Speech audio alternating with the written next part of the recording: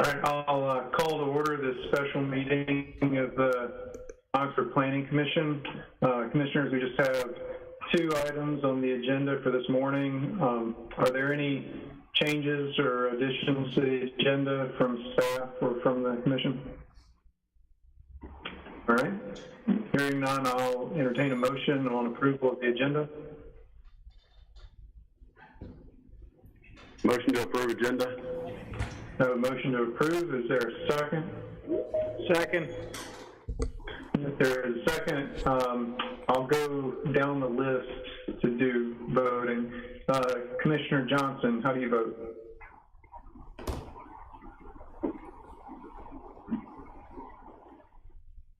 Commissioner Johnson, how do you vote?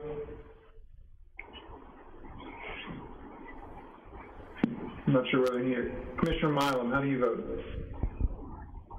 Yay. Commissioner Murphy? Yes. Commissioner Spraggins? Yes. Commissioner Riddell? Yes. Let's see, Commissioner Alexander? Yes. Commissioner Johnson, can you hear me? Commissioner Johnson, can you hear us? I can see him, but I don't think he's getting any audio from us. Okay. And I vote yes as well. All right. While Ben's trying to get in touch with Commissioner Johnson, we'll start the first case. First case is public hearing for case number 2866.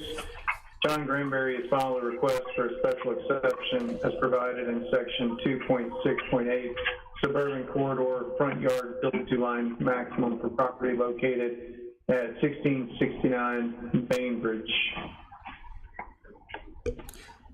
All right, so this subject property is about 1.6 acres in the Colony Crossing development at the northwest corner of Concordia and Bainbridge.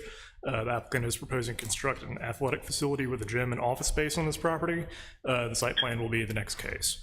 The request here is for a special exception to exceed the eastern 58-foot build-to line by 27.5 feet for a total distance of 85.5 feet. The lot is a corner lot, so there are 2 front build-to lines on the east and south property lines, and the site plan shows that the southern build-to line is met. The applicant states that the intent of the site is to push the building towards the western side of the lot and have parking on the east side of the lot so that parking lot traffic and the noise is kept away from a couple residences to the west. Staff sees this as a reasonable request that allows the applicant to achieve the required parking while maintaining a decent buffer from the neighboring residences. And as such, staff recommends approval of the requested special exception with the condition that the approvals for the plan is submitted. Thank you, Robert. Any questions from the commission?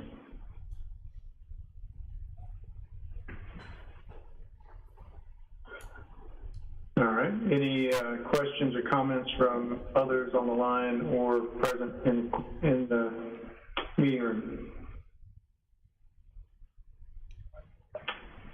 All right. Hearing none, I'll entertain a motion on case number 2866 for the special exception. Motion to approve special exception. I have a motion to approve. Is there a second? Second. There is a second. All in favor? Commissioner Johnson, how do you vote? Aye. Commissioner Milam? Aye. Commissioner Riddell? Yes. Commissioner, let's see, Spraggins? Yes. Commissioner Murphy? Yes. Commissioner Alexander? Yes. And I vote yes as well. It is granted. Our second case is case number 2859. John Granberry has filed a request for site plan approval for provided journey for property located at 1669 Bainbridge Street.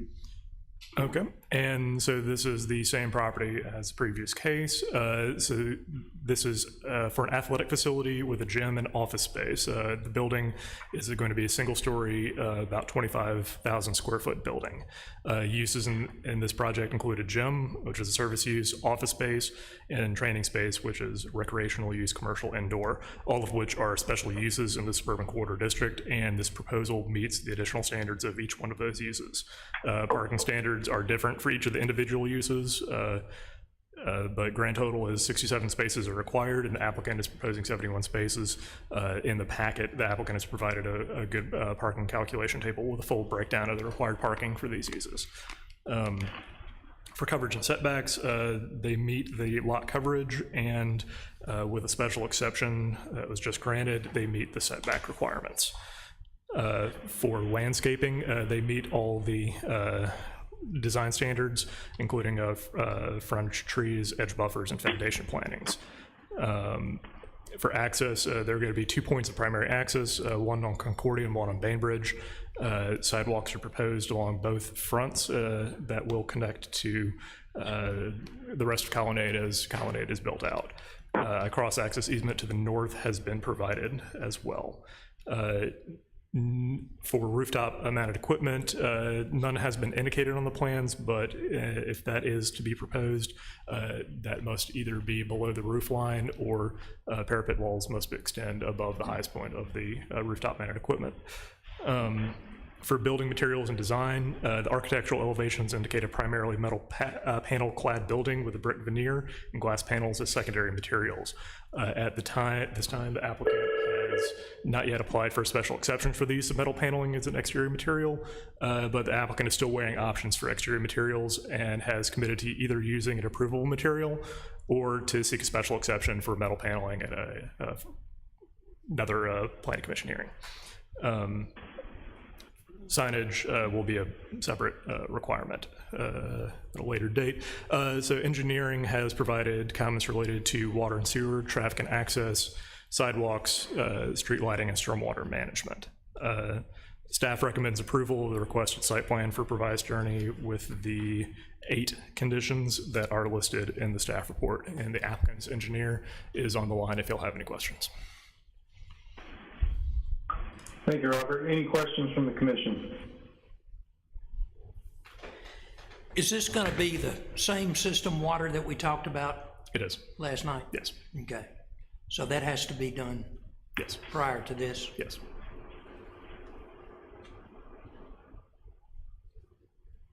Additional questions? I have a couple minor questions.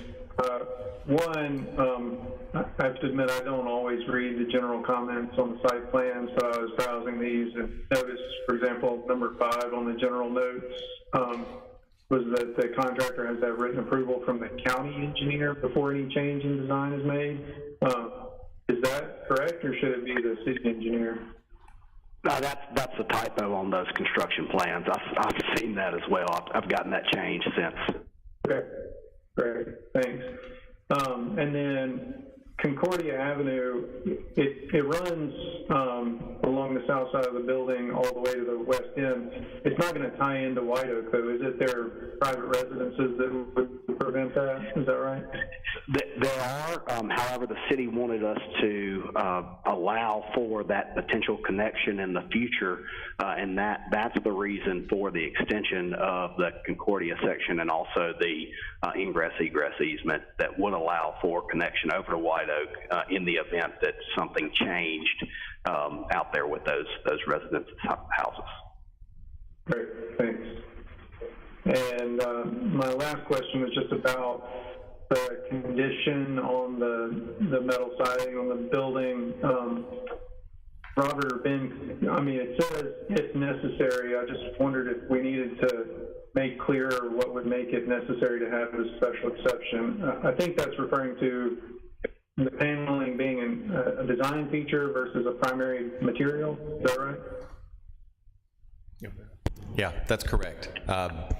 You know, I think there have been other, you know, metal panels that have been proposed as a secondary and an accent that staff has allowed, but as a primary, you know, material, then that would require a special exception. So we've been speaking with the applicant and the applicant's engineer about that, and they're taking a look at, what materials may be available, given the volatility in the material market right now. They're just kind of, trying to find, suitable material, but they acknowledge that, if it's something that requires a special exception, they'll come back and they'll seek a special exception. Okay, thanks, Ben. Anyone else have any questions? Anyone on the call or in the meeting room wish to speak on this case? All right. Hearing none, I'll entertain a motion on case number 2859 for site plan approval. No, hang on, Jared. I didn't hear any of what Ben just said. Okay, Ben, could you repeat that? I'm not sure what happened. I heard it. So the question was, the comment about if necessary and when that would be, when that would trigger them having to come back for a special exception. So we would evaluate any of the proposed building materials, as they evaluate the different options that may be available. If they use a material that is primarily of metal, then that would trigger a special exception, and they would have to come back before the commission to seek that special exception. If they use an approvable material based on what the land development codes, then it would not require special exception, so they wouldn't have to come before you.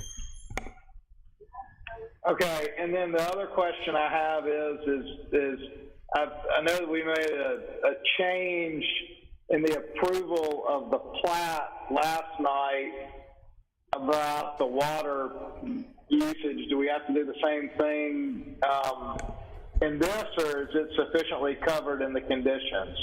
Yeah, The fact that the plat has to be approved. I'm sorry. Commissioner Alexander asked that question earlier. This would be subject to that approval as well. And condition number 4 in here is that approval is going to be contingent on that plat being approved by the mayor and board. And that plat can't be approved until, Okay. until that evaluation has been performed. All right. Any other questions?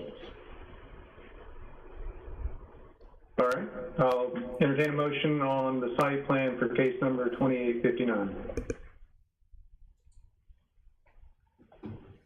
I move that we accept the site plan with the conditions as noted by the staff. All right, there's a motion to approve the site plan subject to staff conditions. Is there a second? Second. There is a second. Commissioner Johnson, how do you vote? Yes. Commissioner Milam? Yay. Commissioner Riddell? Yes. Commissioner Murphy? Yes.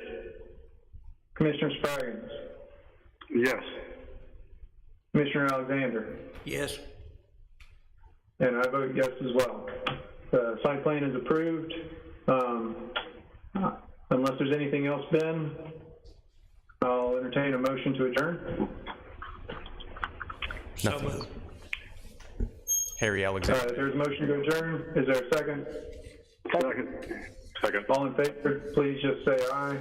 Aye. Aye. All right. Thank y'all. Ben, do we need to cover anything?